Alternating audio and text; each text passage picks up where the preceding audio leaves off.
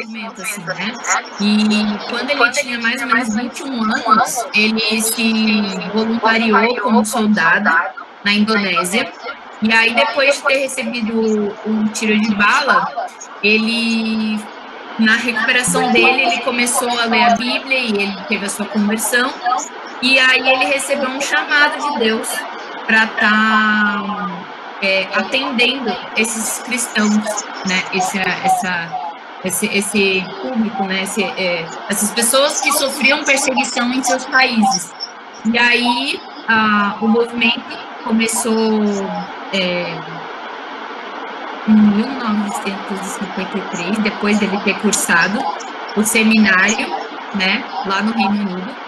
E aí, lá você pode encontrar mais algumas informações no livro que ele escreveu, que é O Contrabandista de Deus, e fala como ele começou. Ele colocou um monte de Bíblia dentro da focinha dele, e ele saiu pelos lugares, tipo, espalhando a palavra de Deus, né? E esse movimento, ele é muito importante, e eu creio que Deus nos chama de várias formas para a gente, e nos dá oportunidades para a gente poder falar de Jesus e para a gente poder falar da palavra. Eu queria que a gente começasse essa noite, a gente gostaria de convidar os irmãos para a gente iniciar esse momento, né, que a gente vai ter daqui a pouco, o nosso missionário, que é lá aqui do Brasil, mas ele está lá na Tailândia, né, vários lugares e vai dar um testemunho bem legal aí pra gente. A gente vai ter a oportunidade de conversar mais sobre isso e entender melhor, né? Então, eu queria convidar os irmãos aí para abrir em Atos 4, para a gente ler uma passagem que fala bem claramente de um momento de perseguição enquanto a palavra de Deus é pregada, né? Então, lá em Atos 4, de 1 a 4, a gente vai fazer essa leitura. Se algum irmão quiser ler, seria maravilhoso, né? Pra gente não ficar, eu e o Matheus aqui, a gente falar assim, né?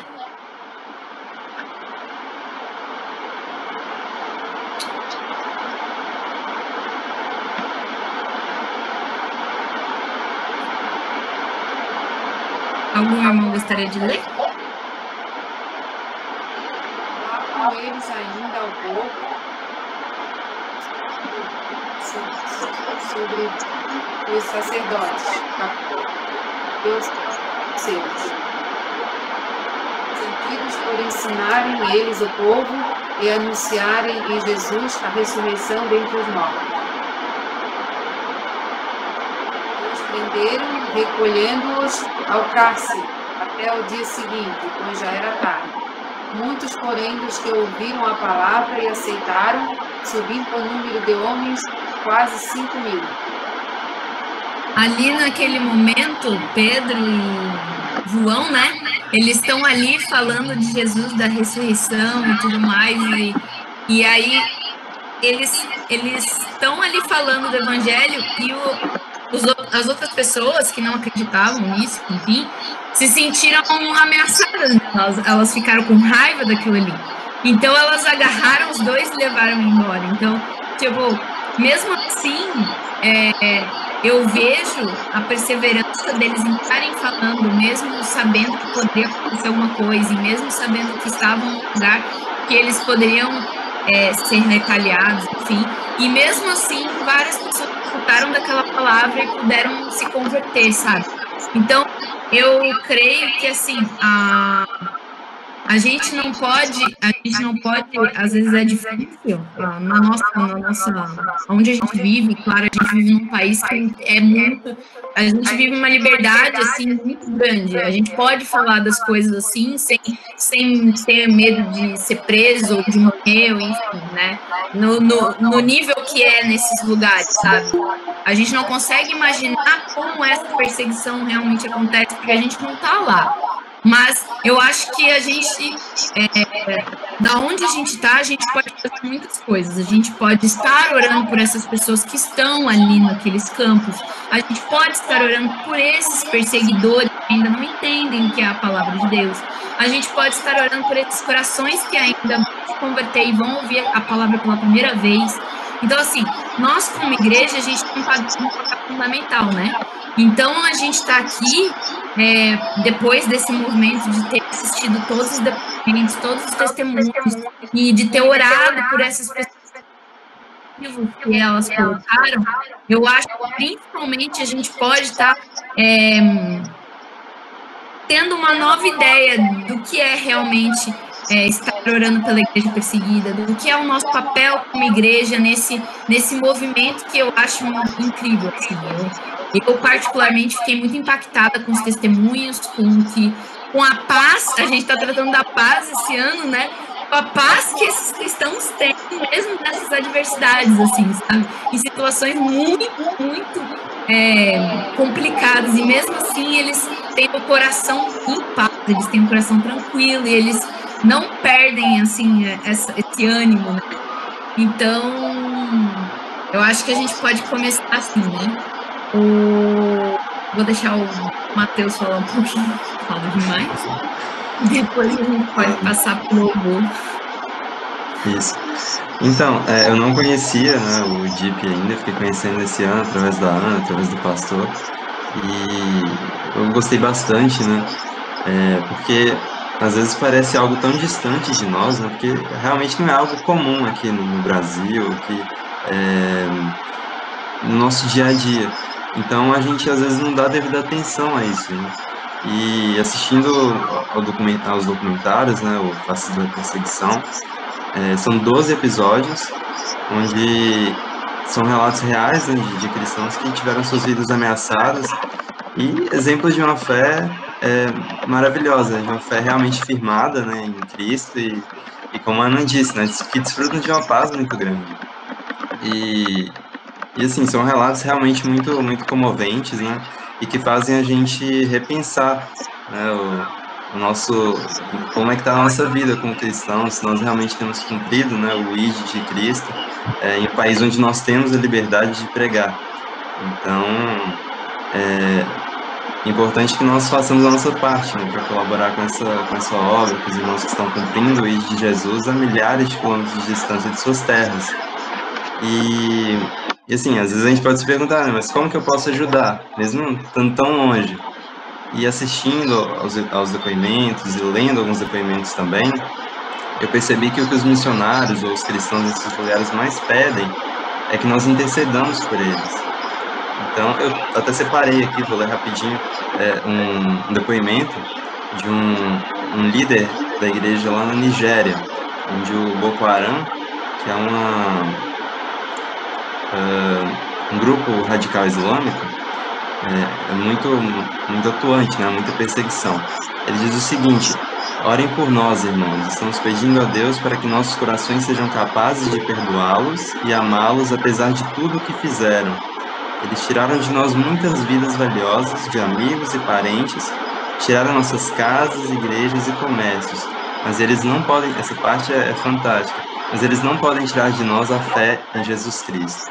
Amém. Resumindo, eles tiraram de nós, nossa família, tiraram de nós nossos bens, né? No nosso dia a dia aqui, podem tirar até a nossa vida, mas eles não podem tirar de nós a fé em Jesus Cristo. Né? Isso é algo realmente tremendo. Amém. E então que nós possamos estar orando, né? Intercedendo realmente por esses cristãos, criando esse hábito, né? De realmente estar orando, de estar intercedendo por eles. Daqui a pouco a gente vai falar, né, sobre a programação de amanhã, que vai ser às 24 horas de oração. Cada um vai ter ali um momento do dia em que vai poder estar orando por esses irmãos. E hoje também a gente vai ter, como a Ana já disse, o pastor já disse, a participação do nosso missionário Romário, que está lá na Tailândia agora participando com a gente aí. Daqui a pouco ele vai relatar para a gente, né, como é que é a missão dele, né, como é que é a situação,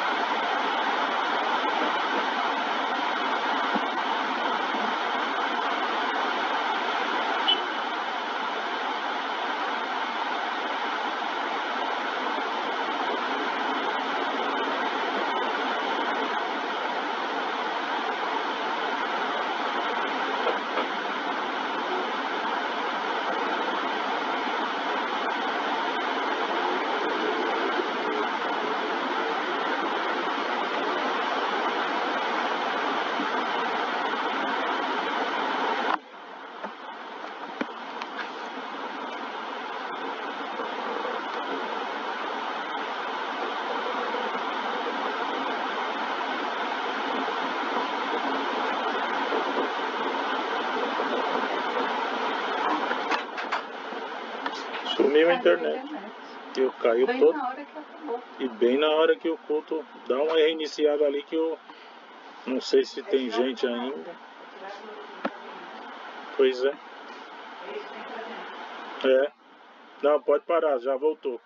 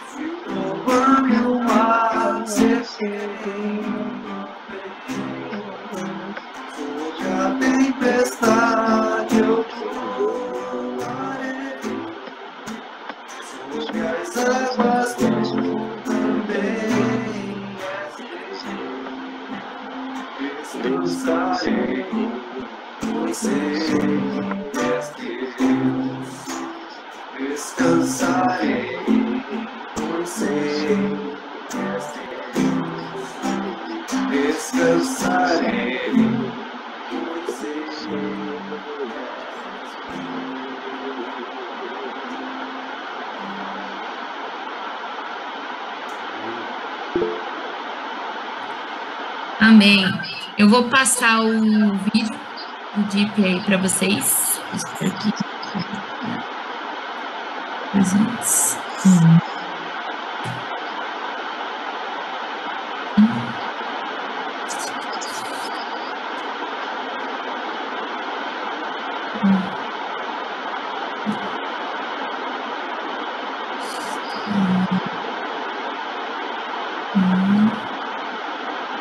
Deixa eu juntar aqui.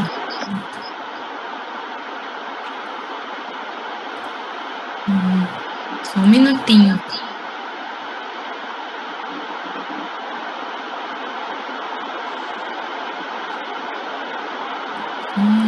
Isso. Compartilhar.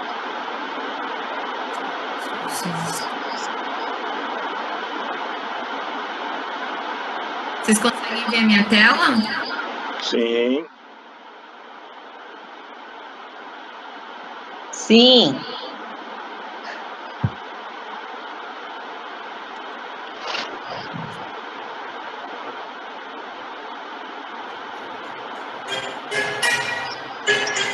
Quando eu e você nos encontramos isolados, escondidos ou enclausurados,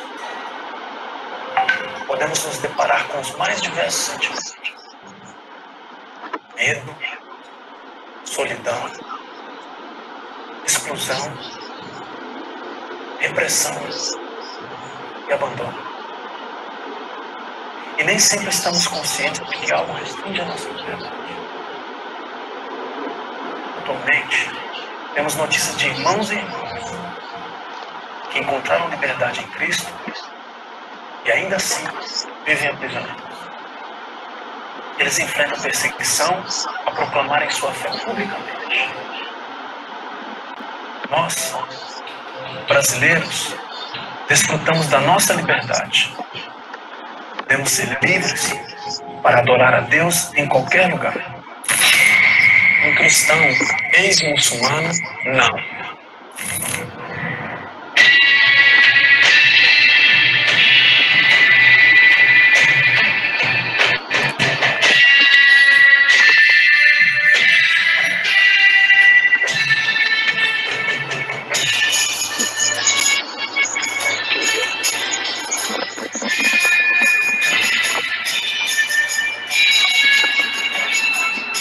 Hoje, o extremismo islâmico representa uma grande ameaça.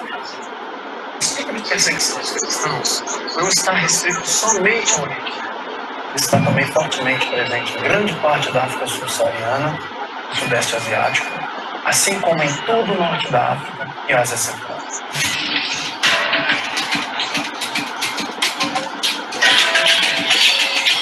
Os 50 países mais perseguidores aos cristãos da lista mundial da perseguição 2019, 36 têm como religião predominante o islamismo. Assim que aceita Jesus, um cristão ex-muçulmano é considerado infiel e traidor. Esse foi o caso do irmão Howell. Quando descobertos, nossos irmãos são expulsos pela família, outros são presos dentro da própria casa. Alguns perdem o emprego e são isolados da sociedade. Muitas mulheres são forçadas a se casar com muçulmanos e outras são encarceradas e até mortas. Os governos e autoridades locais veem os cristãos como ameaça. Por isso, o evangelismo é proibido por lei. Para esses irmãos, não existem igrejas. Quando existem, são secretas e clandestinas. Distribuir a Bíblia é considerado um crime.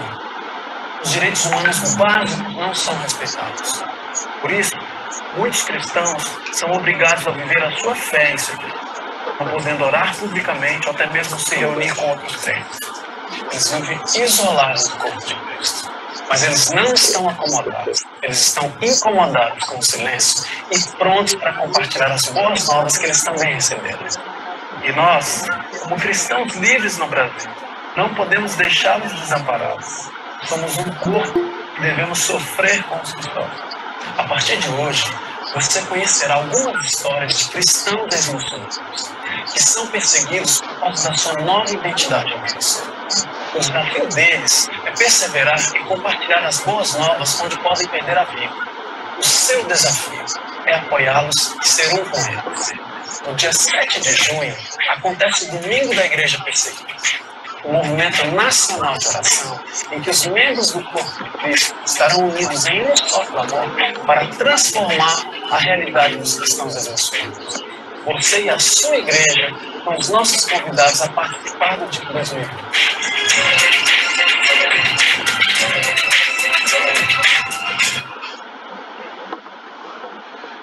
Amém. A data tá antiga, foi alterado, logicamente, por causa da pandemia, né? Toda a dinâmica das programações foram alteradas por causa disso. O Domingo da Igreja Perseguida seria dia 13, que seria domingo agora, né? Só que daí, com outras programações, a gente conseguiu encontrar esse dia de hoje para a gente poder estar fazendo o que seria Domingo da Igreja Perseguida. E depois a gente fala mais sobre como vai ser amanhã. Tá? Mas eu vou passar a palavra para o Matheus, para a gente poder dar a introdução com o nosso missionário. Já está aí. Então, agradecemos a Deus, né, pela vida do missionário Romário. Eu conheci ele recentemente, né, através dos combates online também, e fiquei muito feliz, né, de conhecer um pouco do trabalho dele, da missão dele. Vou deixar que ele se apresente melhor e fale um pouco mais, né, de sua trajetória até aqui, dos campos onde ele esteve, nos países onde ele esteve, e como está sendo o trabalho aí na Tailândia, e esteja nos trazendo essa mensagem aí nessa noite. Bom? Seja bem-vindo, pastor. Obrigado, Matheus. Olá, meus irmãos, a graça e paz a todos. Eu me chamo Romário, eu sou casado com a minha esposa Jaqueline, tenho 3 filhas, sendo que a mais velha saiu para o campo missionário com 45 dias de nascida. E até hoje a gente tem caminhado aí para a glória de Deus. A minha filha do meio nasceu no Peru e a minha caçula chegou na Índia com 1 ano de idade. Então, essa aí é um pouquinho da minha família. E, bem, eu estou há mais de 30 anos trabalhando diretamente com missões transcultural, desde 89. Antes disso já estava envolvido, mas em 89 eu ingressei na missão Kairos, sendo que essa época também, paralelamente, trabalhava um pouco com a missão Portas Abertas, quando eu estava ali em São Paulo, ali, se eu não me engano, ali no bairro de Santo Amaro, próximo Santo Amaro, Chácara Santo Antônio. Então, desde aquela época, a gente está envolvido com essa obra missionária. E claro que alguns de vocês nem eram nascidos ainda quando eu estava ingressando, mas até aqui posso dizer que sobrevivemos e estamos vivos puramente pela graça do nosso Senhor. Deus me deu a oportunidade de... Bem, antes disso eu vim de uma família bastante difícil, conturbada. Eu nasci na Bahia, na cidade de Ilhéus. Os meus pais, minha família, todos os meus pais somos em 16 irmãos. É uma família pequena. E foi muito difícil esse tempo. Eu quero dar esse pano de fundo para vocês entenderem um pouco como que eu sobrevivi com a minha família no campo missionário. Bem, a minha mãe, ela se tornou uma das maiores mães de santo na cidade de Ilhéus e Itabuna, e ela adorava deuses de todos os tipos, de todos os lugares que vocês possam imaginar. E eu cresci dentro deste clima espiritual, né? E muitas coisas aconteceram nessa época, ruins para a família toda. E muitos dos meus irmãos saíram de casa. E tem um irmão que saiu de casa, inclusive, que nunca mais retornou. E talvez, não sabemos se está vivo ou morto. Já faz muitos anos. As procuras que fizemos não tivemos sucesso. E quando eu tinha mais ou menos 12 anos de idade, também eu saí de casa. Fui morar com pessoas diferentes, em lugares diferentes, na Bahia mesmo. E aos meus 14 anos, 2 anos depois, eu caí na cidade de São Paulo. Não entendia nada da vida. E estava ali, um jovem que não sabia praticamente nem escrever o nome direito, com 14 anos de idade.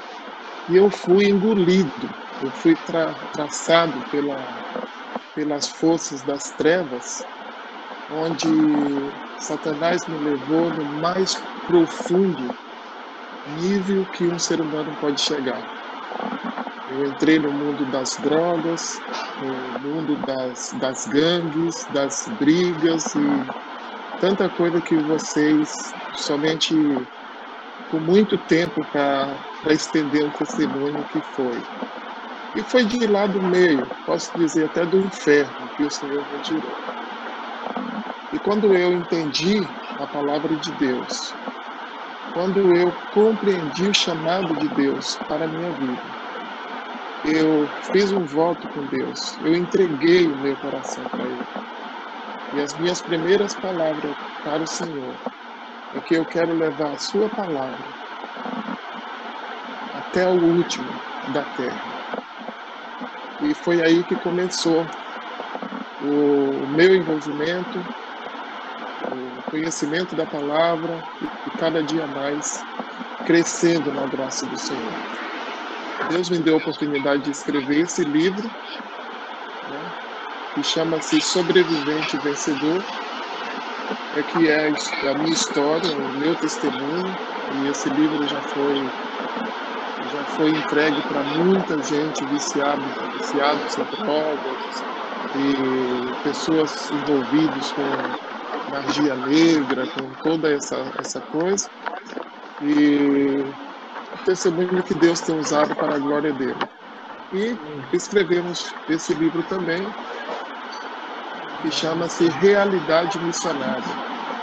Foi escrito, eu e minha esposa escrevendo, mostrando um pouco da realidade do que é o campo missionário.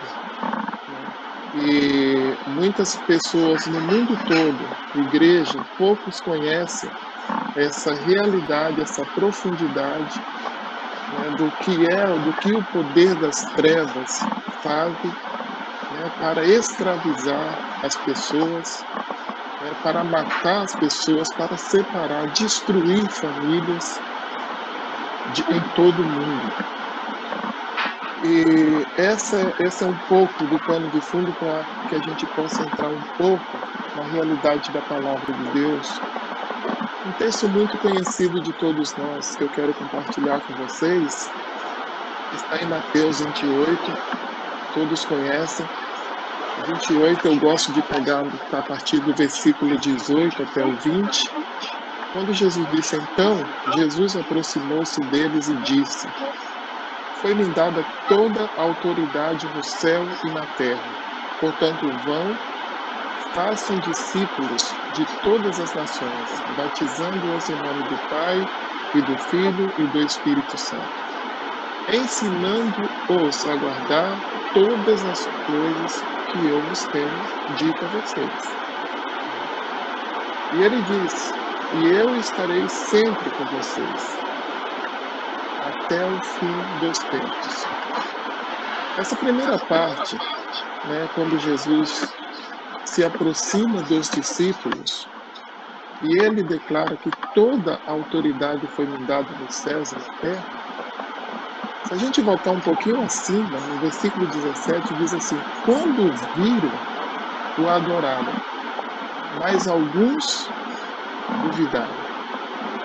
É o que acontece hoje, quando alguém se dispõe a ir aos confins da terra, ou até mesmo dentro de casa, na nossa Jerusalém, no nosso Brasil afora, essa imensidão de terra, países, as Américas e qualquer parte do mundo, para onde o Senhor os chama, muitos entendem esse chamado, esse chamamento, e outros não.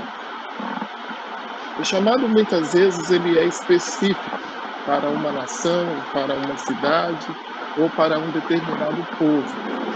Mas a obrigação, mas o dever da igreja é de fazer discípulos de todas as nações.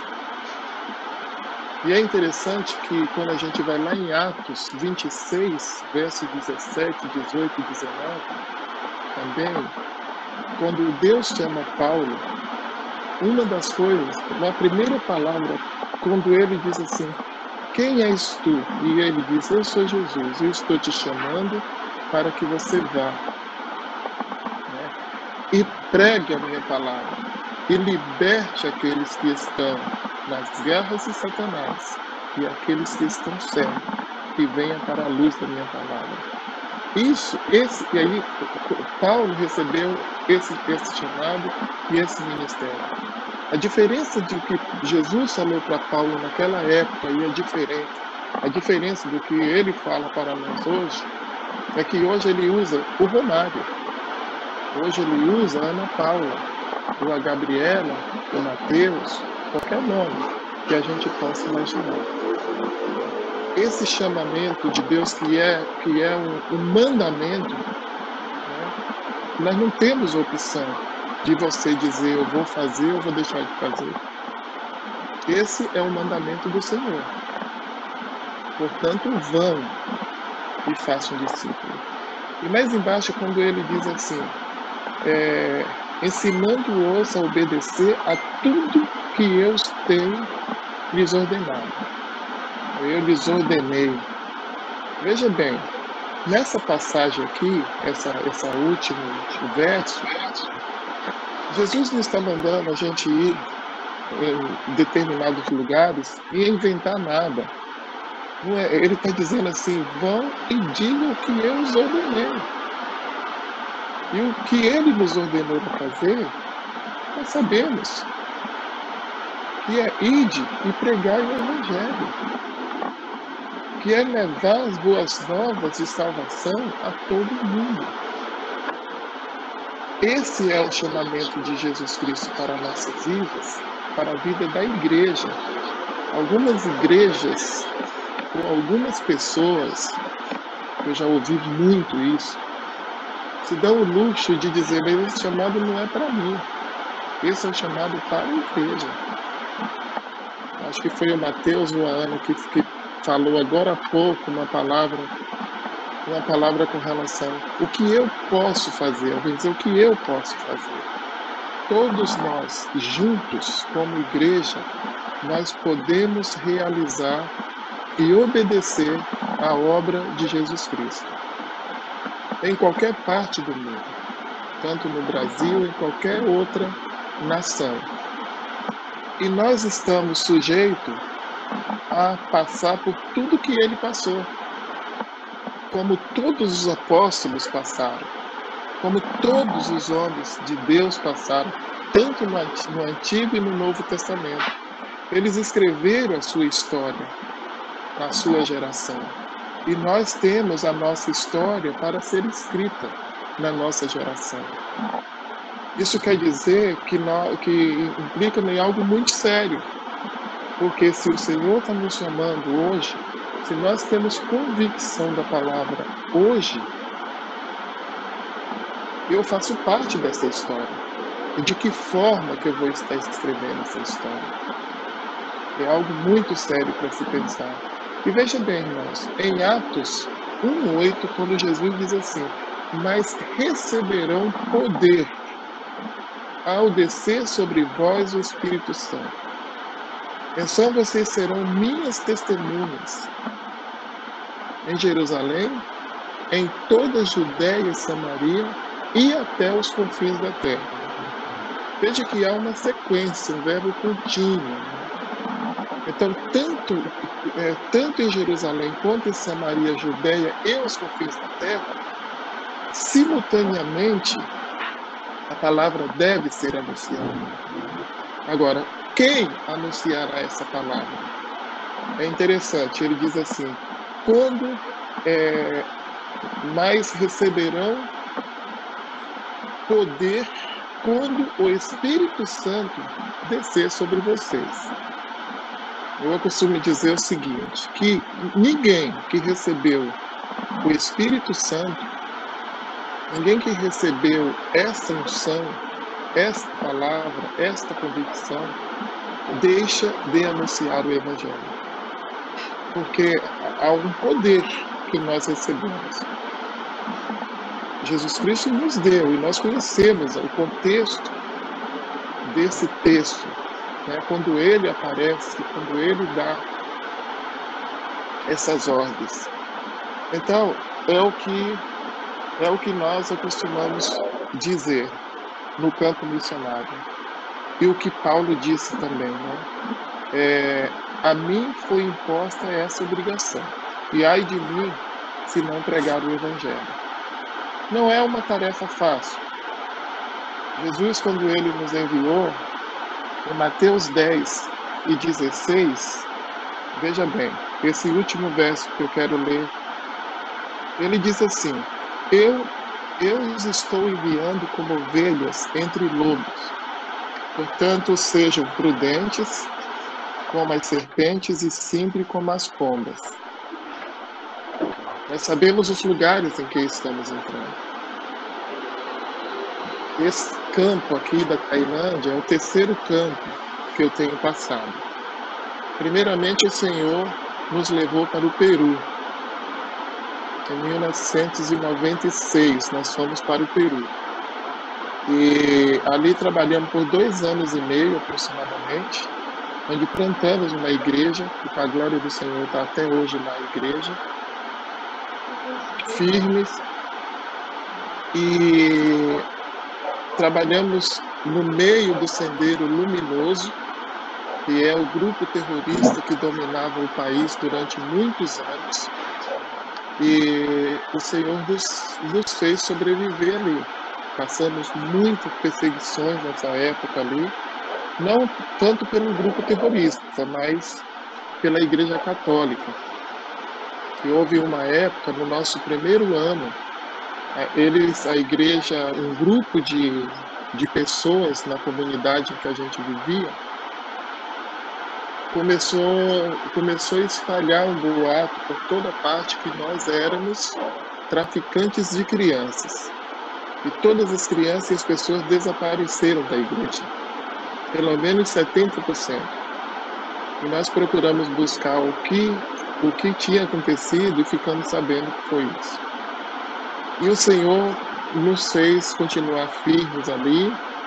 Ouvimos muitas bombas explodirem próximos à nossa casa, além de passar pelo problema dos terremotos também, que existe ali no Peru e é muito forte. Essa festa foi os nossos primeiros 2 anos e meio.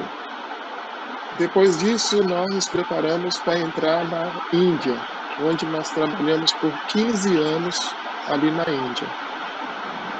Na Índia é proibida a pregação do Evangelho. Então a gente orando, buscando estratégias, o Senhor nos deu uma luz de entrar como técnico de futebol. Todo mundo gosta de futebol, todo bom trabalho começando pelas crianças. É bem-vindo em qualquer parte do mundo.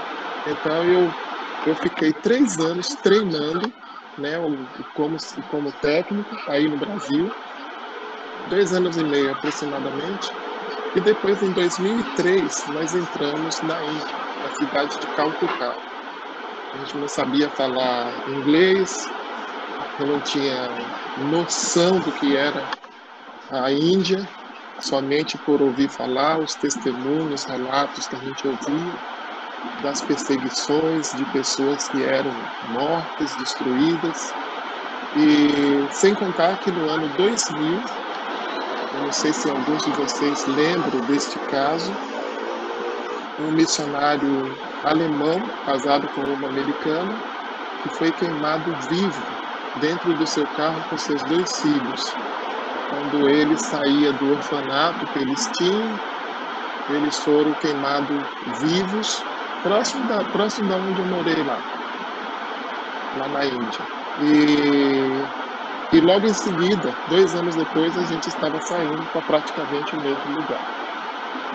Então foi muito difícil essa época, foi muito assustador. Minhas filhas pequenas, a mais velha eu tinha 6 anos de idade nessa época, a mais nova 4 e 1 ano de idade. Então não foi fácil. Assim que chegamos aí na Índia, como técnico de futebol, a palavra missionário não podia ser dita, tinha fugido do nosso vocabulário.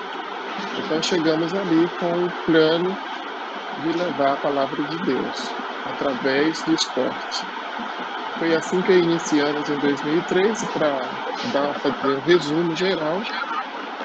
Trabalhamos 13 anos na cidade de Calcutá e 2 anos na cidade de Pune. Antes de vir aqui para a Tailândia, saímos da cidade de Pune. Em Calcutá, o Senhor nos deu a oportunidade de plantar 4 igrejas. Formamos 6 pastores, os quais casaram também. Nós tivemos o privilégio de fazer os casamentos e discipular e enviar para o seminário, os 5 anos de seminário ali. E, para a graça de Deus, eles estão continuando a obra que nós deixamos lá há 2 anos atrás. E tem sido uma grande bênção, porque eles estão plantando outras igrejas. Outras pessoas estão sendo alcançadas pela glória do Senhor. Mas não foi fácil esse tempo ali. Nós passamos por algumas grandes dificuldades. Eu quero resumir umas 3 ou 4 testemunhos. O primeiro dele como é proibido a pregação do Evangelho, e um dos lugares que eu estava trabalhando, no campo, na comunidade, que hoje é onde está a nossa igreja sede, as pessoas no bairro, né, os hindus, eles estavam programando uma busca contra mim. E eu fiquei sabendo disso. Eles anunciaram no jornal local deles o meu nome.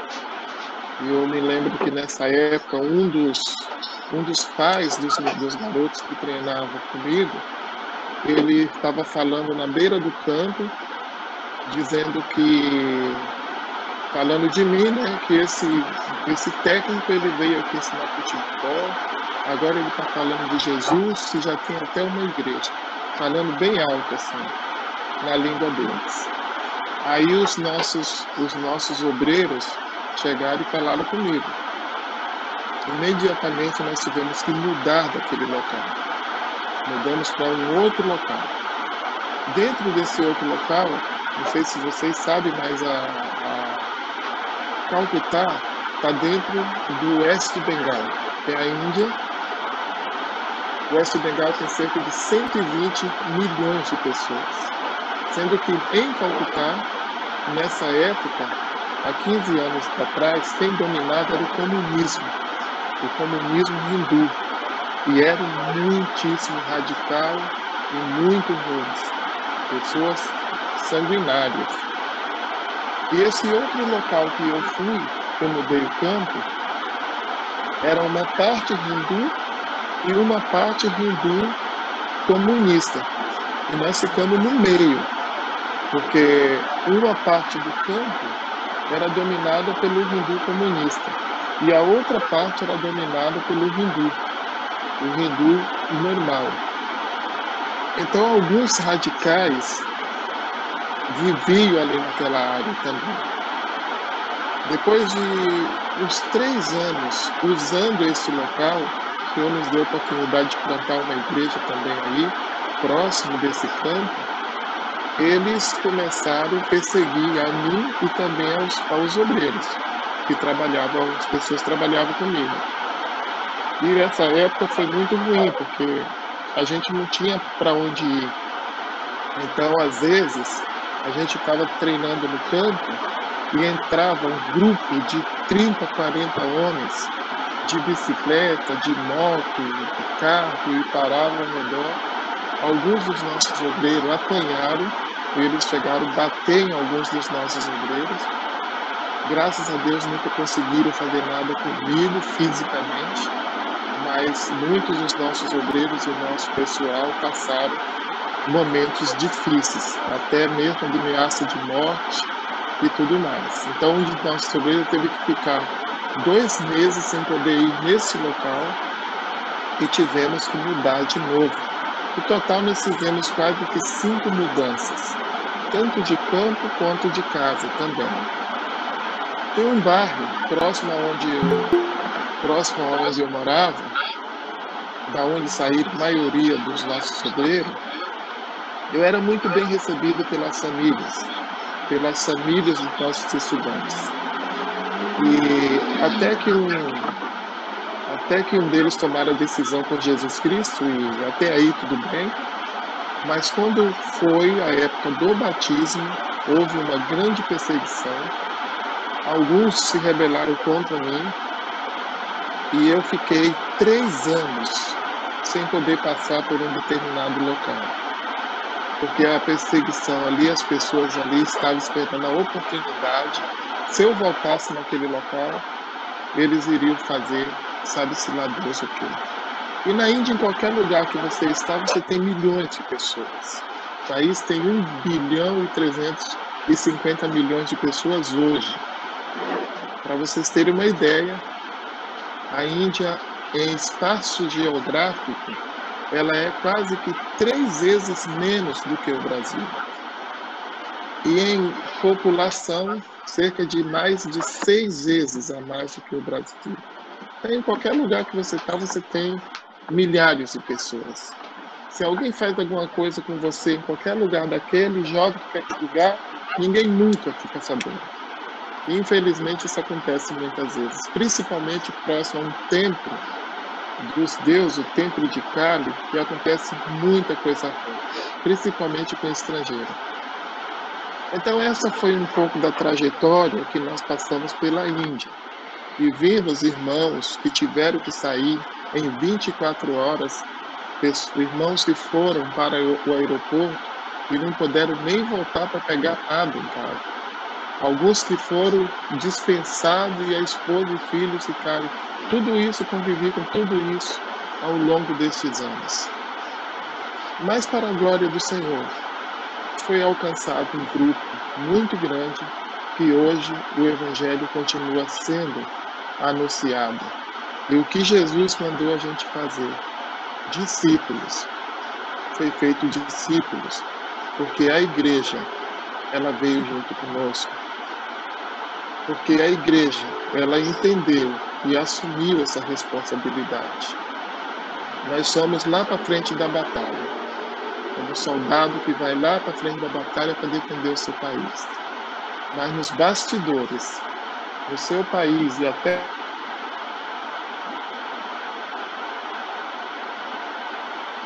o cuidado, a segurança e a ajuda humanitária que recebe aqueles soldados. O Evangelho também é assim. A obra missionária também é assim. O missionário não faz nada sozinho. O missionário, ele trabalha em parceria, em primeiro lugar, com o Espírito Santo. E nós, três, a igreja, o Senhor e o missionário, esses três, eles vão na frente da batalha e resgatam pessoas que estão sob o poder de Satanás para o poder de Deus. E aqueles que estão cegos para a luz, como foi o chamado do apóstolo Paulo. E hoje estamos aqui na Tailândia. Tailândia é 95% budista. O Evangelho é 0,5%, quase que desaparece. Aqui nós temos comunidades inteiras. Andei em 4 comunidades aqui, que não tinha uma igreja evangélica. Lugares inteiros que você não tem nem conhecimento se tem cristãos ou não. Então é um campo também de batalha muito sério. E que a gente, a igreja, deve levar a sério esse lado de cada Ásia. Por qual motivo? O Evangelho hoje, só para vocês terem uma ideia, hoje nós temos cerca de mais de 20 países no mundo declarado 100% muçulmano. E contra 100% qualquer tipo de pregação de outras religiões, inclusive o cristianismo. Hoje há uma população mundial de cerca de 25% da população mundial são muçulmanos. Outros quase 20% são hindus. E outros comunistas, que vem mais aí cerca de quase 20%. E o Evangelho, nós estamos na casa aí de 10 a 12%. Só que a maioria desses 10 ou 12%, quase 80%, está dentro das Américas. A Europa que já recebeu o Evangelho no passado, que levou o Evangelho a outras nações e depois entrou em uma obscuridade, desprezou o Senhor, desprezou a palavra. E hoje, o pouco que existe estão lutando para sobreviver. Mas dentro da Ásia, praticamente vamos dizer a Ásia, porque a África também, apesar de todas as suas necessidades ainda, a África foi mais enriquecida, mais evangelizada do que a Ásia. Hoje pelas investigações, pelas pesquisas, dentro da Ásia existe hoje cerca de mais de 2 bilhões de pessoas que nunca tiveram acesso ao Evangelho, à palavra. E eu sou testemunha disso. Dentro dos vilarejos da Índia, quando a gente entra, não existe igrejas evangélicas.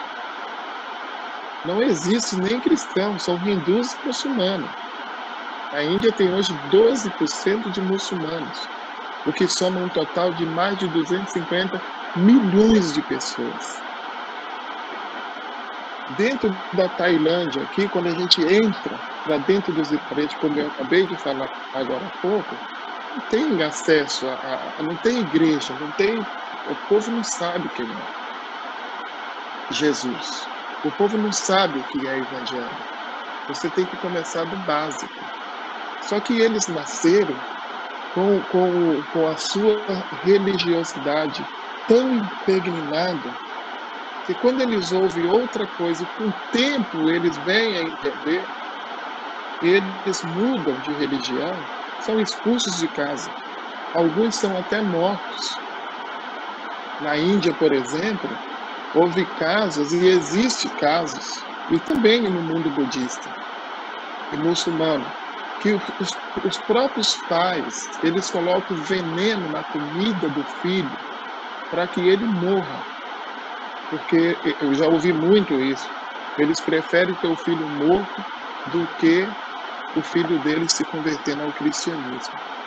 Então é uma obra que Satanás fez na mente das pessoas. Aquilo que Jesus disse, ele cegou o entendimento das pessoas. As pessoas estão com o entendimento cego. Então isso é o que acontece hoje no mundo. Isso é o que acontece dentro da profundidade das nações obscuras e que não conhecem o Senhor. Bem, isso é um pouco da realidade que nós vivemos aqui no campo missionário e quero animar cada um de vocês a continuarem intercedendo, continuarem juntos com os missionários que vocês já têm, já apoiam, outros que vocês apoiarão no futuro, outros missionários que sairão de dentro de vocês, que vocês continuem com a cabeça erguida, olhando para a cruz e levando o máximo de pessoas para trás da cruz, junto conosco, para que a palavra de Deus ela venha transformar a vida daqueles que ainda não o conhecem. Deus abençoe vocês. Esse é um pouco da nossa realidade aqui no campo. E eu fico aberto para qualquer pergunta, para qualquer dúvida que vocês tiverem. Deus abençoe. Amém.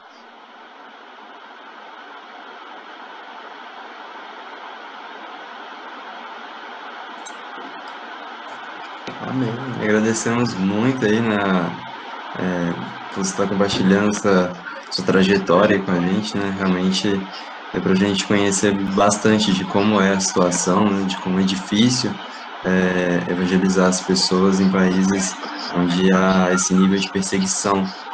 Então, agora vamos deixar aberto aí para quem quiser fazer alguma pergunta, esclarecer alguma coisa, aproveitar esse momento aí do missionário Romário.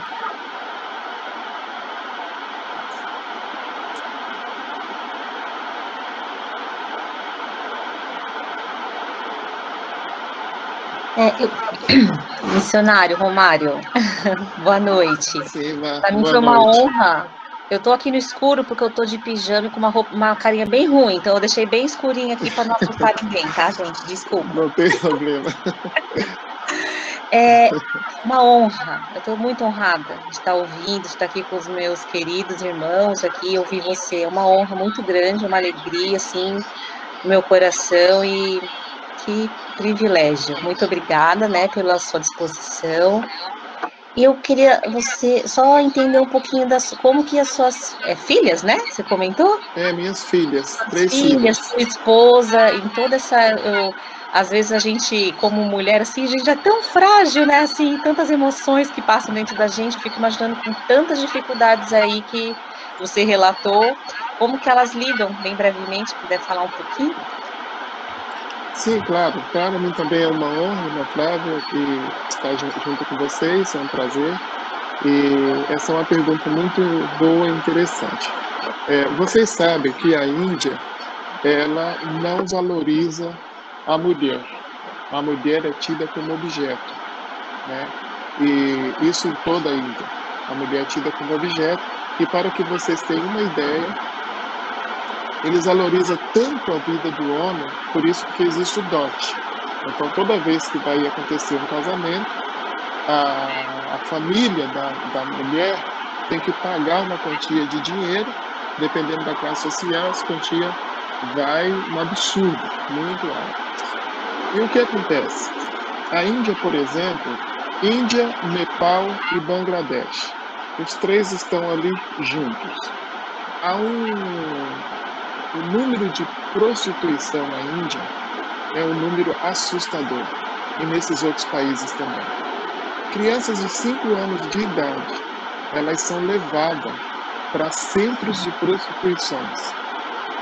Crianças são vendidas, às vezes até trocadas, por alimento, por cestas básicas. Então, criar filhas na Índia não é uma tarefa fácil.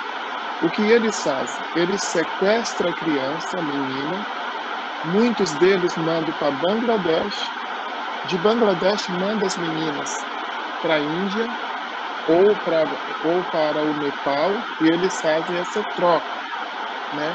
E justamente para que essa menina não saiba de onde ela veio, nem para onde ela está indo. A Índia hoje tem cerca, somente na cidade de Calcutá, eu tive o privilégio de trabalhar lá dentro desse lugar, desse centro, é um centro de prostituição, é um bairro inteiro. São cerca de 35 mil prostitutas de todo tipo de idade que vocês imaginam. Então, respondendo um pouco a sua pergunta, isso só em Calcutá, onde nós estávamos. Fora outras partes da Índia, que é muito maior. Respondendo a sua pergunta, nós cuidamos das nossas filhas com unhas e dentes como leão e leoas.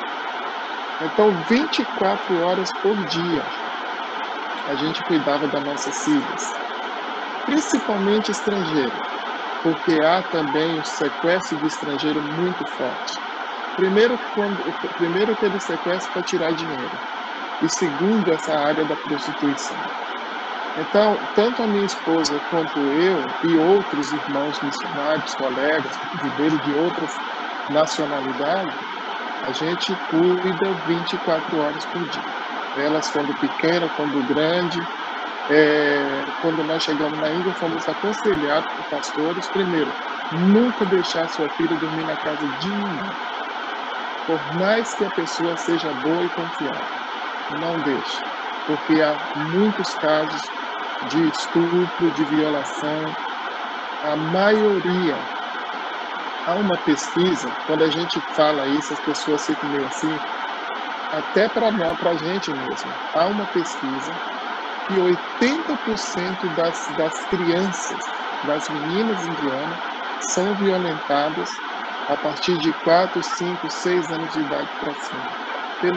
Muitas pelos pais, ou tios, ou irmãos, porque como as casas são pequenas, muitos deles dormem todo mundo juntos. Eu vi isso com meus olhos, os nossos discípulos, casa minúscula mesmo, um quarto. Eles têm uma cama que é bem alta, eles cozinham embaixo dessa cama. As camas geralmente são bem grandes, aquelas king. Cama de madeira que a gente fala, palha, e ali dormem. Na maioria das vezes dorme o pai, a mãe e as filhas. Os filhos, geralmente, quando não tem espaço para dormir, dormem fora em um abrigo, uma comunidade. Tem pequenos clubes, assim, que tem um salão, às vezes dorme 30, 40, 50 rapazes naquela próximo da comunidade. Então, quando não tem possibilidade de dormir fora, dorme todo mundo junto. E é por isso que acontece. 80%. Então, a irmã tenha uma ideia do que é criar e o papel da esposa, por exemplo. A minha esposa é uma guerreira, porque enquanto eu estava no campo trabalhando, ela estava cuidando das meninas, levando para a escola, trazendo e etc. E isso foi muito forte nas nossas vidas. Talvez um dos pontos mais difíceis que nós passamos está dentro dessa sua pergunta. Somente para concluir, isso que eu estou falando, dentro da nossa própria igreja, que nós plantamos, a nossa primeira igreja, uma garota de 14 anos de idade foi sequestrada e foi levada para o Nepal. Nós levamos 3 meses para tentar resgatar essa menina. Então, aconteceu dentro da nossa própria família espiritual. Obrigada, que é nossa missionária também. Ela tem uma pergunta na questão da evangelização das crianças, como é que foi esse processo, como é que foi o contato, tudo que envolveu a evangelização das crianças. Então, eu não falei antes porque eu tinha certeza que alguém ia fazer essa pergunta. Seria impossível não fazer essa pergunta. Vocês se lembram, no começo, quando eu compartilhei com vocês que a minha mãe era mãe de santo, que eu cresci naquele clima, deuses, estátuas e etc. Bem, quando eu cheguei na Índia, a Índia adora 33 milhões de deuses. 33 milhões. Esse número é real. A Índia fala, de línguas, fala 1.663 línguas e dialetos. Se você vai de um estado para o outro, você não sabe. Você tem que falar o inglês ou você tem que falar o hindi. Mas o hindi não são todos que falam, porque há uma política de divisão de línguas. Então, veja bem, quando eu me deparei com aquele tanto de deuses na Índia, estátua, a cada 100 metros há um templo de adoração, e grandes templos, há templos pequenos e templos grandes. Como a cabeça deles já cresceram com aqueles deuses, enraizados, foi a oportunidade que o Senhor me deu. Por exemplo, o técnico de futebol, dentro do campo, quem manda é ele. Certo? Isso todo mundo tem consciência, né? Então, dentro do campo, eu não permitia que ninguém de fora entrasse no campo. Como até hoje, eu nunca deixei. Dentro de campo é somente o técnico, os auxiliares e os jogadores. Dentro desses grupos, dentro do campo, eu comecei a dar o meu testemunho. Eu comecei a falar da minha mãe, comecei a falar dos meus irmãos, que a minha mãe adorava muitos deuses e nunca falei mal dos deuses indianos, nunca. Nunca tratei com indiferença nenhuma pessoa com relação à religiosidade deles, mas eu fui evangelizando dessa forma, com o meu próprio testemunho. Eu ia falar, e eu cheguei um momento no testemunho, e claro, direcionado pelo Espírito, que uma vez eu falei para eles assim: olha, minha mãe adorava muitos deuses. A gente tinha deuses daqui da Índia, da África, de todo lugar.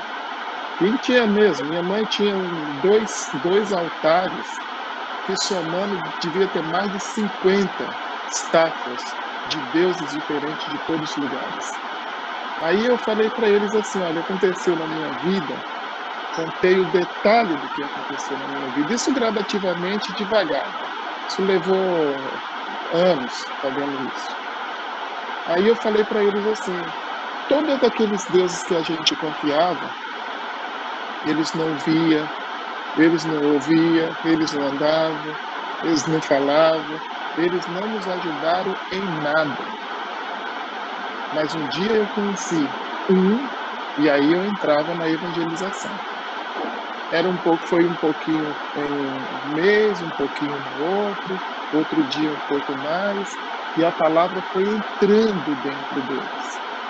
Temos pastores hoje que têm 33 anos de idade, que começou com a gente quando tinha 14 anos. Né?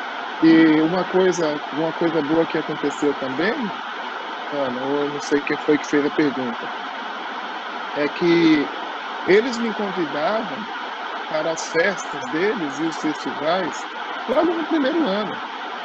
O que eu fazia? Eu ia. Eu ia lá junto com eles, meus estudantes, eu ia lá junto com eles. E no primeiro ano, eu me lembro, nos primeiros meses até, alguns deles me chamaram para a festa de Kali. Kali, não sei se vocês sabem, é a deusa da morte. Ela é a padroeira de Calcutá. Calcutá é conhecida por dois nomes. Calcutá é conhecido como Caldeirão do Inferno e conhecido como Cemitério de Missionários. Esses dois nomes é dado pelos grandes missiólogos do mundo todo. Há uma pesquisa, espiritualmente falando, Calcutá é um dos piores lugares do mundo para você evangelizar. Tanto é que a maioria das religiões mundiais, tratando desse assunto de Ásia, saíram de lá, da Índia e de Calcutá alguns. O budista, por exemplo, eu não sabia antes que o budista saiu da Índia. Eu visitei o lugar, Varanasi, mas o budista nasceu na Índia e dali espalhou para a Ásia e para o mundo todo. Então, o que aconteceu no primeiro ano? Eu cheguei no templo e eles mostraram, realmente faz uma coisa muito, muito bonita. Aí eles chegaram para mim, eles me chamam de Sir. Eles chegaram para mim e falaram, Sir, esse aqui são os meus deuses. Aí me apresentaram 1, 2, 3, 4. Eu fiquei ali, eu conheci, junto com eles ali. Algumas vezes eu não podia afirmar positivo, então só balançava a cabeça. Irmãos, esse mesmo grupo que me levou para ver esses deuses no primeiro ano que cheguei em Calcutá, pelo menos 5 deles hoje alguns são pastores e outros são obreiros. Antes eles glorificavam aqueles deuses, mas hoje eles glorificam o nome do Senhor Jesus Cristo. Então você é dessa forma que a evangelização tem que ser feita em países fechados. É através da amizade. Você identifica quando um hindu ou quando um muçulmano é seu verdadeiro amigo, no caso da Índia, quando ele está andando com você, imagina, Mateus, irmãos homens que estão aí. Imagina você estar andando com um indiano, um muçulmano, um barbudo, ou um hindu, ele está andando com você e de repente ele pega na sua mão, na rua e está andando com você de mão dada. Ou ele chega e dá o dedinho pequeno assim, e pega no seu dedinho, que é muito comum isso lá. Isso significa que você é amigo dele e que ele confia em você, e você pode confiar nele. As primeiras vezes que chegaram e pegaram na minha mão foi difícil, foi um susto. Mas depois você vai aprendendo um pouco a cultura e você vai entendendo como isso funciona. Então, é dessa forma que você identifica quando você pode levar um pouco mais da palavra para um hindu ou um muçulmano, quando eles chegam a esse nível de amizade com você.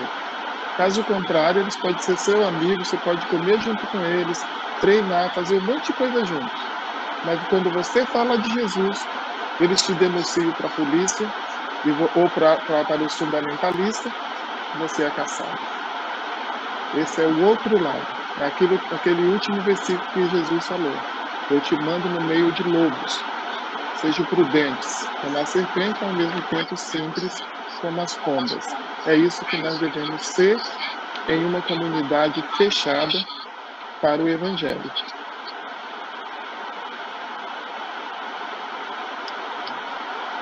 Irmã, tem que abrir o seu microfone, está fechado. Irmã Flávia, parece que falou alguma coisa.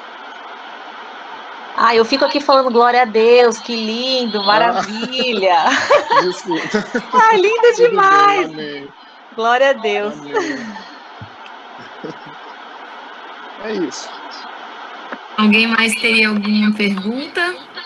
Vocês podem colocar aí no chat, eu falar. Ô Romário, tudo bem? Aqui é o Anderson. Na verdade, tem várias perguntas, né? A Marisa quer saber... Oi, Anderson, tudo bem.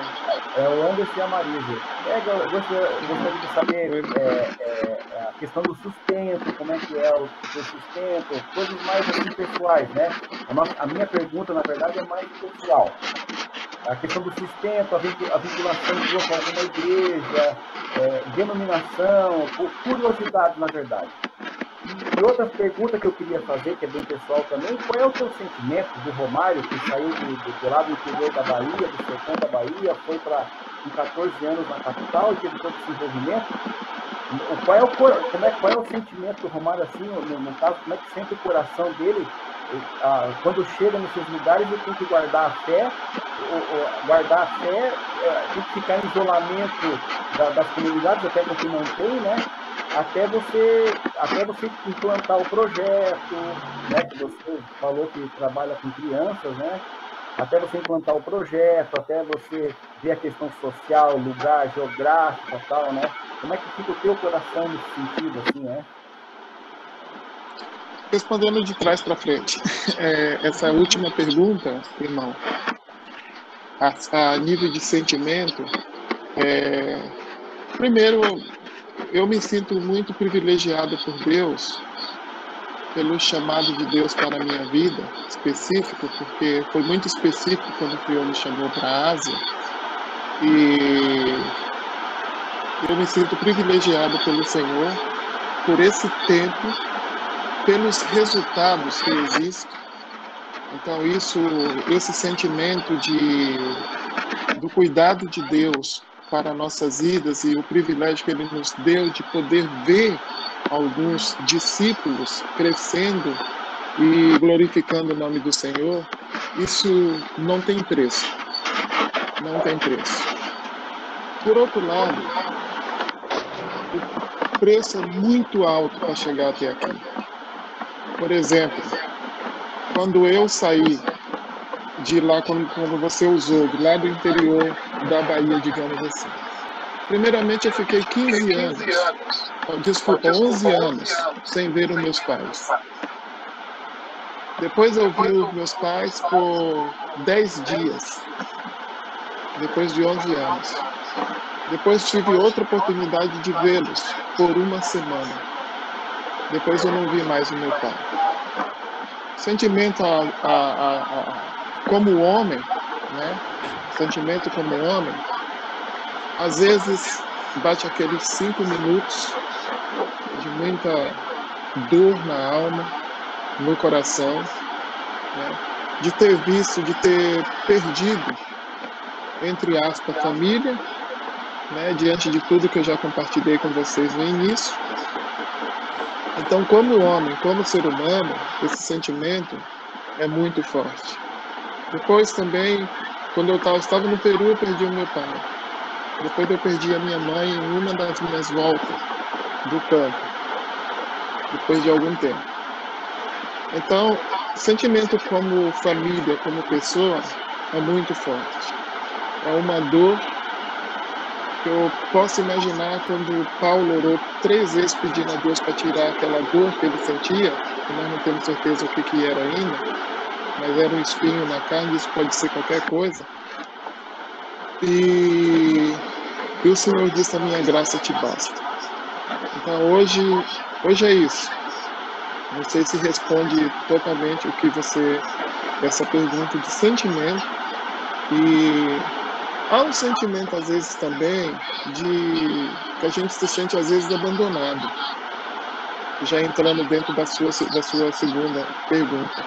A gente sente um pouco de sentimento de abandono. E eu posso confessar para você que não sou eu somente, a minha família. A gente vê muitos missionários no campo, passando muitas necessidades. A gente vê muitos missionários no campo sendo abandonados por suas igrejas. Eu já vi, não foi 1 ou 2, dezenas deles, de famílias inteiras, crianças, e pessoas que estão trabalhando honestamente, pessoas que deram toda a sua vida, deixou para trás tudo para servir o Senhor.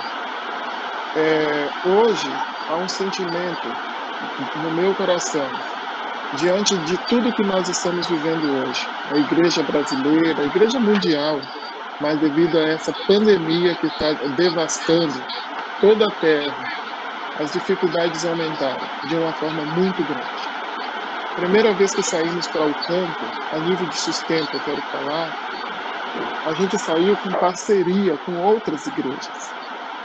A nossa igreja mãe sendo responsável por um determinado valor do nosso sustento e é responsável pelas nossas idas no cuidado espiritual, e mais umas 3 ou 4 igrejas que contribuíam também com uma parte para que o sustento fosse completado.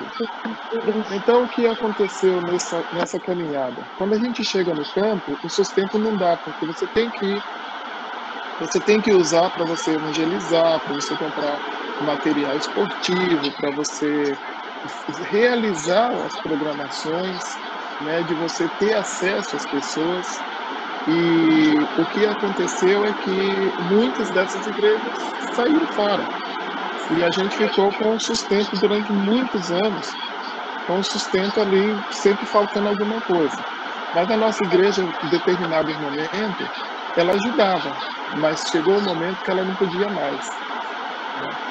E falando dessa realidade nos dias de hoje é pior ainda, porque a minha igreja é uma igreja pequena, não é uma igreja grande, e tem 5 famílias missionárias no campo, e que somos nós, 2 famílias aqui na Ásia, uma no Japão e a gente aqui. Tem mais uma em Portugal e uma em Moçambique.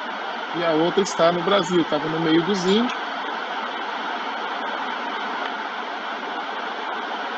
Nesse momento, o que aconteceu?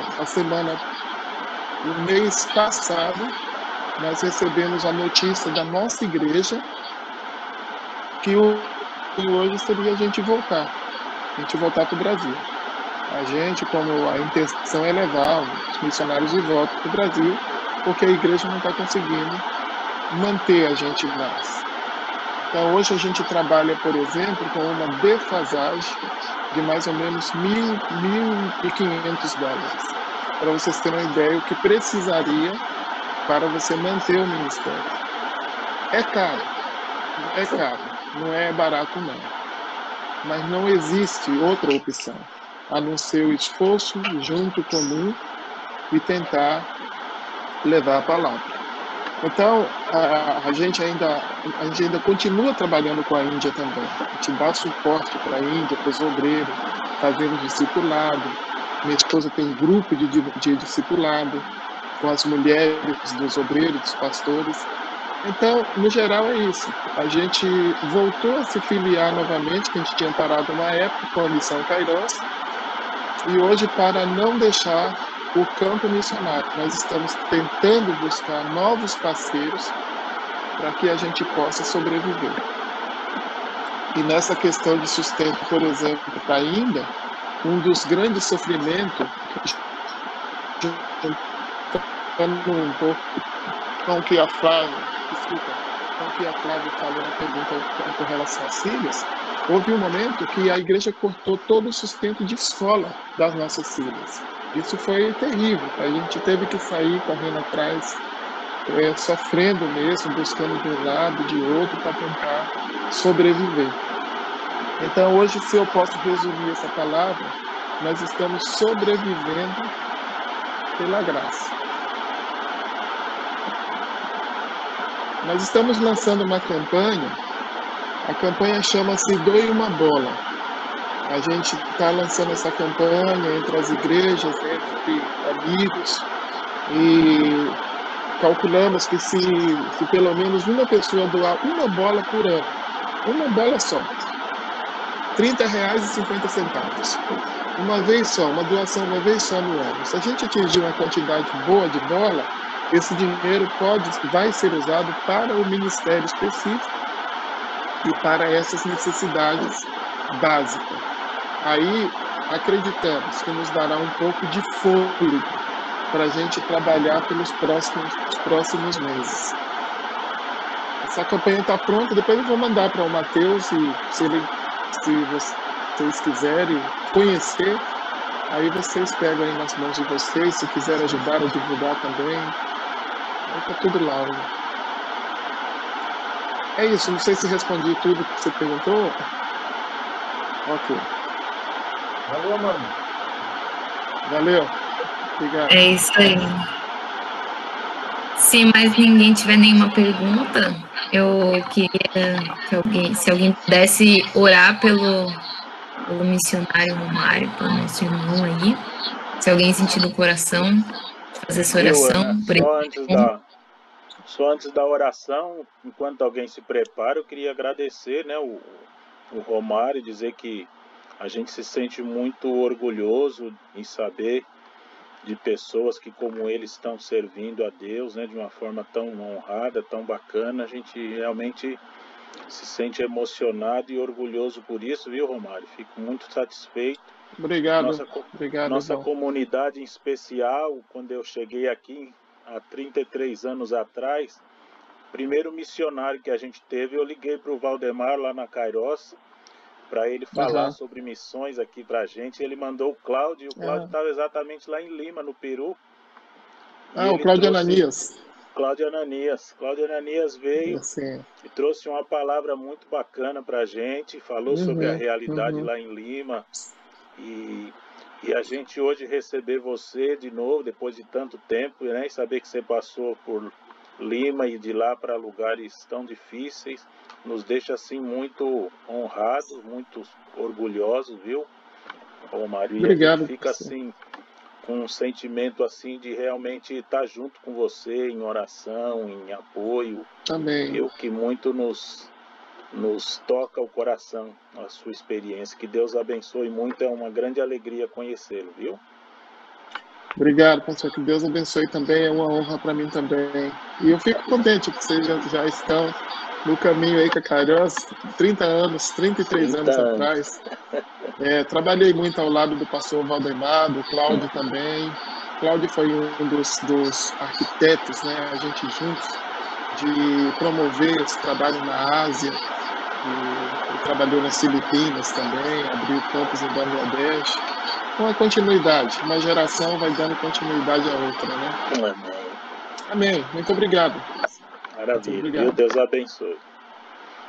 Amém.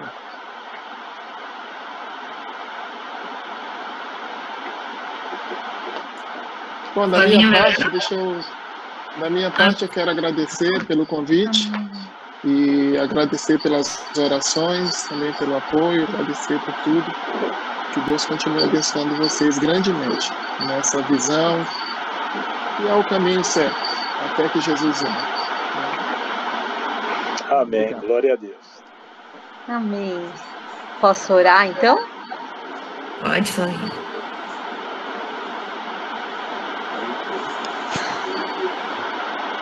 Querido Deus, nós queremos te agradecer, ó Deus, por essa noite que tivemos, esse tempo, mesmo que breve, ó Deus, que privilégio, que honra foi para nós estarmos juntos aqui, como filhos teus, filhas tuas, tendo o privilégio de ouvir conhecer, né, o nosso irmão Romário. Confesso que às vezes parece que a gente fica até meio pequeno, Deus.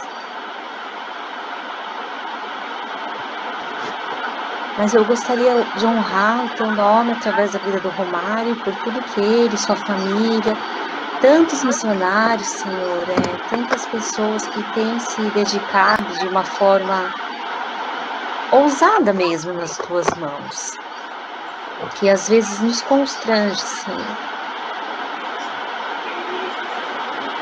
Mas nós queremos te pedir, ó Deus, que o Senhor que nos permitiu estarmos aqui nessa noite, que o Senhor nos abençoe, ó Deus, fortifique o nosso coração, nossa fé, que assim como nosso irmão Romário, sua família, tantas pessoas que têm colocado sua vida mesmo em risco muitas vezes, como os irmãos perseguidos que nós estamos orando esses dias, que nós a nossa ideia é muito pequena, Senhor, do que eles vivem.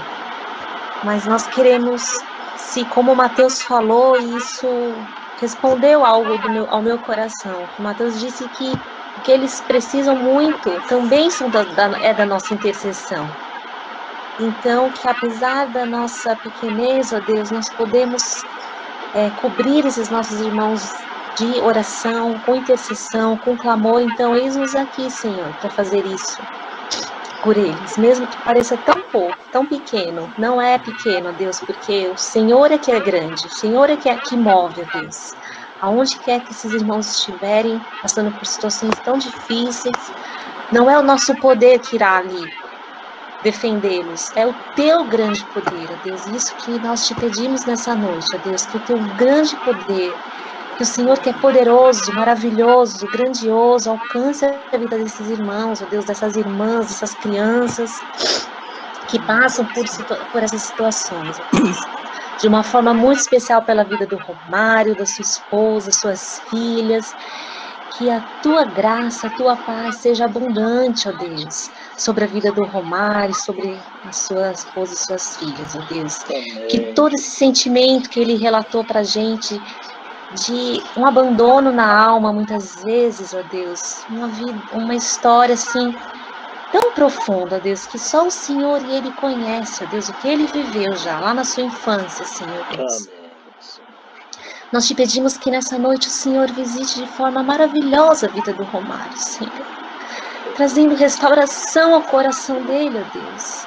Naquilo que só o Senhor pode fazer na vida dele, no seu coração, na sua alma. Fortifica o nosso irmão, Senhor. Porque o Senhor é um Deus poderoso, o Senhor é um Deus maravilhoso, o Senhor cura todas as feridas da nossa alma. E o nosso irmão precisa disso, Pai. Ele precisa de cura profunda na alma dele, Senhor.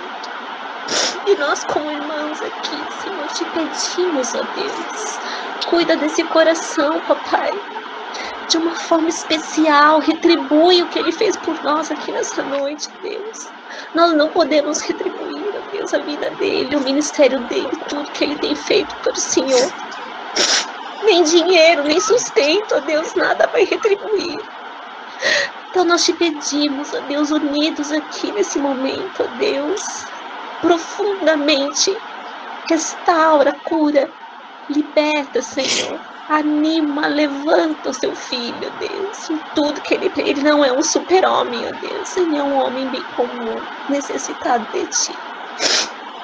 E o Senhor, na tua soberania, ó Deus, faça algo lindo, uma renovação, ó Deus, que só o Senhor sabe muito bem o que ele precisa. Realiza, Deus, ele tem te pedido há muitos anos algumas coisas, ó Deus, e eu te peço, Senhor, realiza, atende o teu filho, Senhor, naquilo que ele tem te pedido há anos.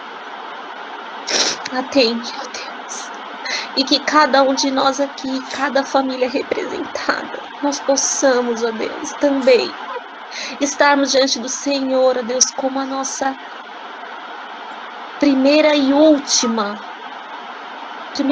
lugar, ó Deus, de consolo, de cura, de restauração das nossas famílias, das nossas vidas. Que o Senhor seja sempre o primeiro e o último, ó Deus, o que a gente vai escolher, ó Deus. Nos prostramos diante de Ti. Abençoe os meus irmãos aqui também, Senhor, curando, Senhor, restaurando, trazendo vida na saúde, quem está precisando de cura no físico, Senhor, também derrama, Senhor, a tua graça, nos relacionamentos familiares, em todas as questões que o Senhor bem sabe, ó Deus, derrama de uma forma muito especial na vida de cada família aqui representada, Deus. Eu creio, Senhor, que o Senhor é poderoso para fazer infinitamente mais tudo que pedimos ou pensamos, porque grande é o Senhor e o seu poder que é poderoso. Não é o nosso, ó Deus, nunca, jamais. Obrigada, Deus, muito obrigada, porque o Senhor nos deu esse privilégio de estarmos juntos nessa noite. Em nome de Jesus. Em nome Amém. de Jesus. Amém. Amém. Amém. Obrigado. Amém. Obrigada, Romário. Nós ficamos muito agradecidos, né? Muito felizes com esse momento. Foi um tempo muito bom. E eu ia pedir para o André finalizar ali com um louvor, para a gente poder adorar e louvar e agradecer a Deus por esse momento, né? E a gente Enquanto o André se prepara, né, Ana, é bom lembrar que amanhã nós vamos ter um dia de oração pelo Romário e pelas eu ia falar no final, depois do louvor. Isso, mas vai que alguém sai aí, é bom já falar antes, que já tem, alguns já saíram, né? Mas é bom lembrar que amanhã a gente passa o dia orando. Se você não escolheu o seu horário ainda, procura a Ana e escolhe um horário para você estar participando. Nós vamos estar orando, tá? Vai ser um dia dedicado à oração, um dia dedicado a gente clamar a Deus em favor dos nossos missionários. E domingo a gente encerra o DIP ainda, né, Ana? Com mais um momento maravilhoso no culto, que a gente vai estar participando do DIP, o Domingo da Igreja Perseguida. E depois Mateus e Ana vão nos instruir melhor, mas não saia sem saber direitinho como participar, tá bom? Maravilha. Bem.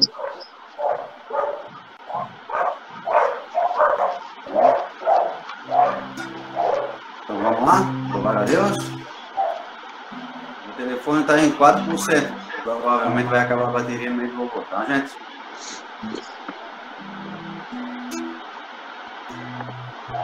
Eu sei que foi pago um alto preço para que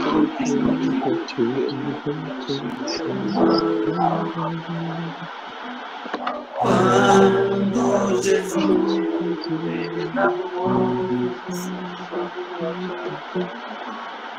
ele pensava em ti, ele pensava em mim, pensava em nós e nos via redimidos no seu sangue. O bom combate do Senhor, a luta vai dando, sua igreja edificando, e rompendo as barreiras pelo amor. E na força do Espírito Santo, nós proclamamos aqui e pagaremos o preço do coração do Senhor. E por mais que as trevas venham e nos tentem separar, nossos olhos em Cristo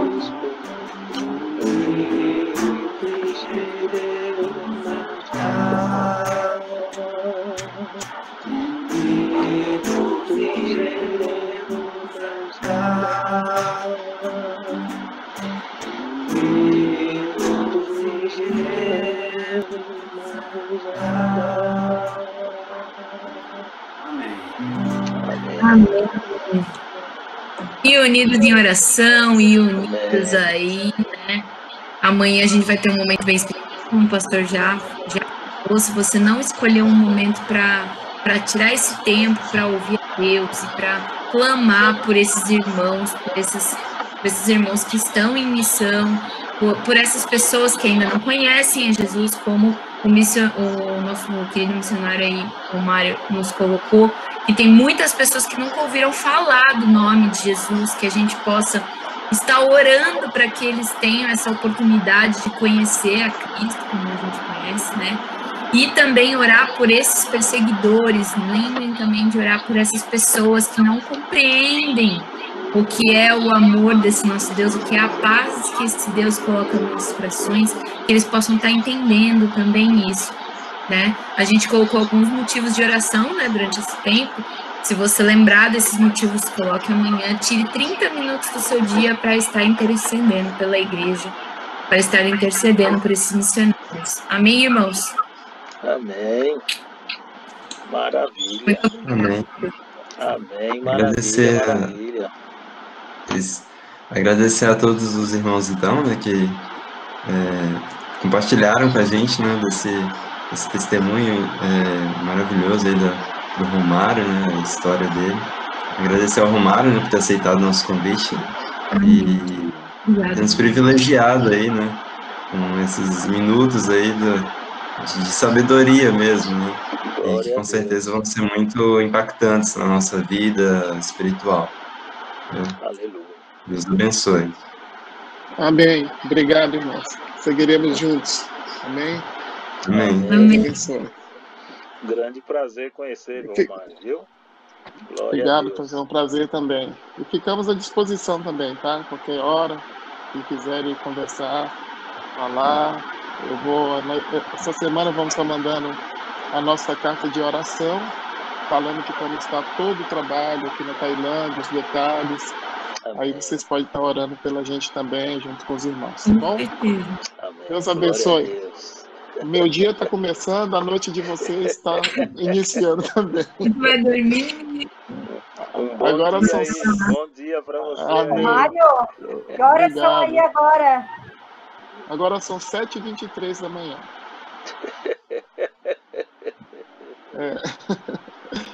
Tá? Deus abençoe a todos. Deus abençoe, Ana. Obrigado, Matheus. Obrigado a todos. Bom dia.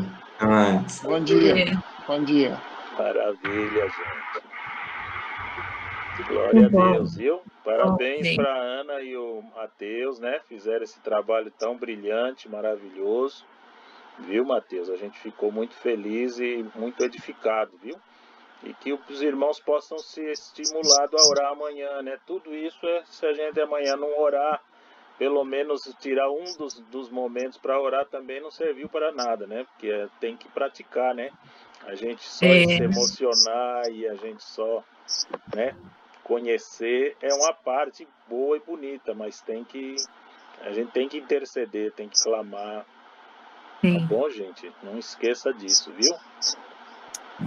Então vai ser um dia lindo amanhã. Compartilhem as vivências de vocês, se vocês tiverem uma vivência desse momento de oração, de intercessão. Compartilhem no grupo, né? Pra gente ter esse retorno. Né? Boa. Valeu, gente. Show de bola. Obrigada. Boa noite. Muito bom. Boa noite. Domingo é tudo de formatura, tá? Domingo é tudo de formatura do nosso seminarista. E domingo também a gente encerra essa linda campanha que Matheus e Ana prepararam esse ano do Domingo da Igreja Perseguida, tá bom? Amém. Beijão. Beijo pra todo mundo. Fica com Deus. Tchau, boa noite. Tchau, gente. Tchau. Maravilha. Conseguiu gravar, pastor? Deu certo aí? Gravei, tá gravando ainda que você tá falando, ainda tá gravando aqui. Então tá bom, tchau. Eu nem lembrei de parar, vou parar agora aqui, ó. Parei a gravação, deu